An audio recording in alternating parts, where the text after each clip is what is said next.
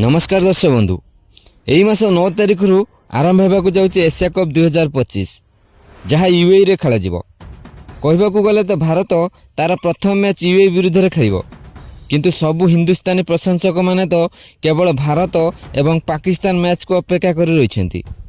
तेबे आसंता 14 तारिख होगा पाकिस्तान विरुद्ध मैच रे जेभली भारत पाकिस्तान को शोचनीय भाव में परास्त करिवो ताहाको अपेक्षा कर रही यही भारतीय क्रिकेट प्रशंसक।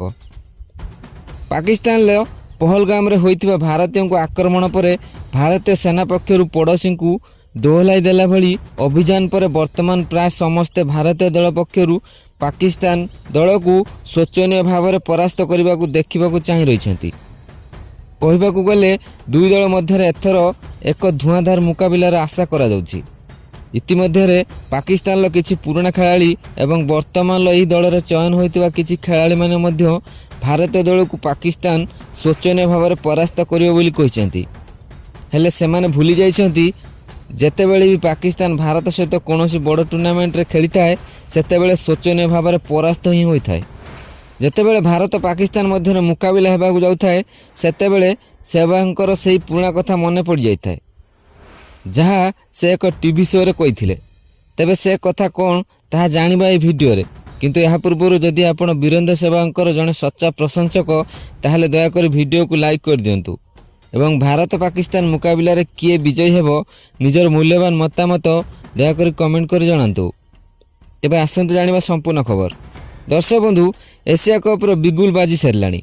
भारतीय दल एही मासरे 10 तारिख रे यूएई विरुद्ध मैच खेली निजर अभियान आरंभ करिवो। सूर्य कुमार यादव को नेतृत्व में भारतीय दल पड़िया को ओह्लाइब। तेबे सूर्य कुमार को अधिनायकत्व में भारत यही श्रृंखला हातेइब बोली सबु भारतीय प्रशंसक माने आशा बांधिछंती। हेले सबु दर्शक मानकर 14 सेप्टेम्बर दिन को अपेक्षा, कारण यही दिन भारत और तार सबुठारु बड़ मुकाबला खेलिबाकु जाउछि।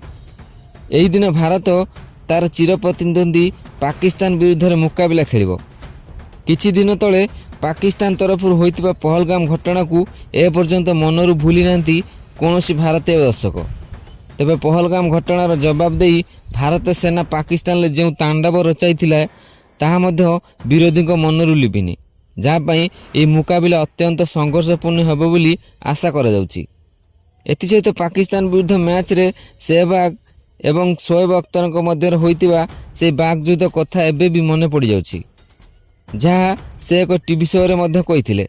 तेबे सहवाग कहवा अनुसार भारत पाकिस्तान मध्य होइतिबा एक मुकाबला रे जेतेबेले सचिन एवं सहवाग बैटिंग करुथिले सेतेबेले अख्तर सहवाग को बारंबार शॉर्ट बॉल पकाउथिले एवं तांकू कहिथिले जे हुक शॉट मारिकी देखाओ। तेबे सहवाग तो ताहा करि नथिले।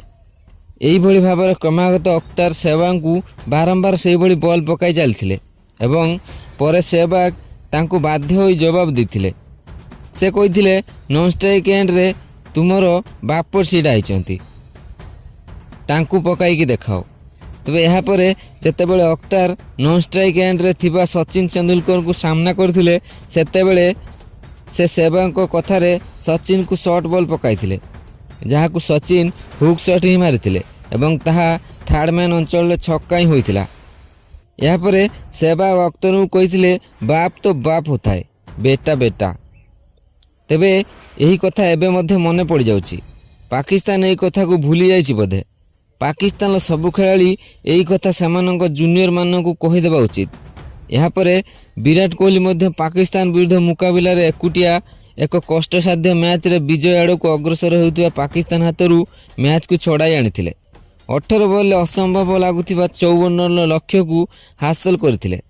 तेबे एही थर एशिया कप रे देखिबाकु थिबा मैच रे केउ बैट्समैन विराट कोहली को रूप धारण करी पाकिस्तान हाथरू मैच छड़ाइबो ताहा देखिबाकु बाकी रहिला। तेबे दर्शक बंधु आपणक मतरे भारत तरफरू केउ बैट्समैन पाकिस्तान विरुद्ध में भल खेल प्रदर्शन करिवो दयाकर निजर मूल्यवान मतामत कमेंट कर जणांतु।